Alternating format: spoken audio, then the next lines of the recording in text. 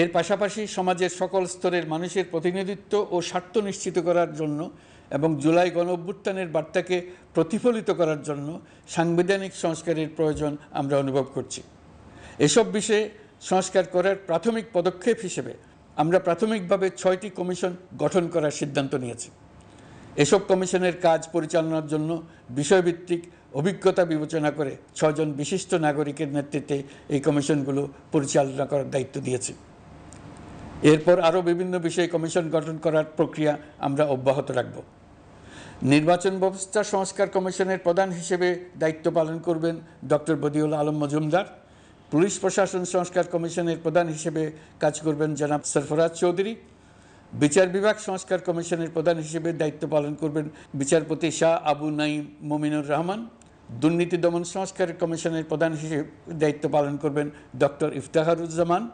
জনপ্রশাসন সংস্কার কমিশনের প্রধান হিসেবে দায়িত্ব পালন করবেন জনাব আব্দুল মুহিত চৌধুরী।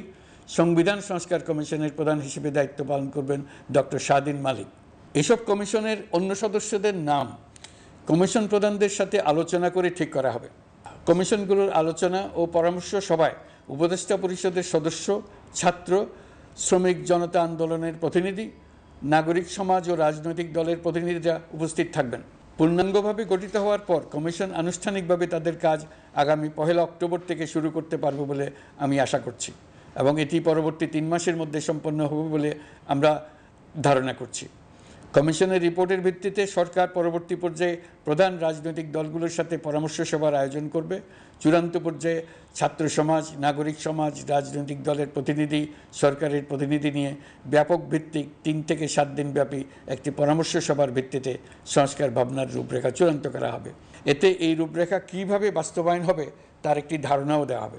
এই আয়োজন জুলাই গণঅভ্যুত্থানের বার্তা বাস্তবায়ন ও রাষ্ট্র পুনর্নির্মাণ তাগিদের ঐক্যবন্ধনে গোটা জাতিকে শক্তিশালী ও আশাবাদী করে তুলবে বলে আমাদের বিশ্বাস। প্রিয় দেশবাসী, আমাদের সামনে অনেক কাজ। সবাই মিলে একই লক্ষ্যে আমরা অগ্রসর হতে চাই। আমাদের মধ্যে, বিশেষ করে আমাদের নতুন প্রজন্মের মধ্যে যে সুপ্ত প্রতিভা লুকিয়ে আছে সেটা যেন বিনা বাধায় রাষ্ট্রের এবং সমাজের সহযোগিতায় প্রকাশ করতে পারি, সেই সুযোগের কাঠামো তৈরি করতে চাই। সকলে মিলে আমাদের পরিবারের প্রতিটি সদস্যকে, সে ঝাড়ুদার হোক, ছাত্র হোক, শিক্ষক হোক, যে কোনো ধর্মের হোক, সবার সমান অধিকার নিশ্চিত করতে চাই। এই হলো আমাদের সংস্কারের মূল লক্ষ্য। আসুন ছাত্র শ্রমিক জনতার এই বিপ্লবের লক্ষ্যকে আমরা দ্রুত বাস্তবায়ন করি। আমাদের প্রথম মাসে আমরা যেই গতিতে, যে উদ্যম নিয়ে কাজ এগিয়ে নিয়ে যাওয়ার কথা চিন্তা করেছিলাম সেটা হয়তো করতে পারিনি বাস্তব অবস্থার পরিপ্রেক্ষিতে।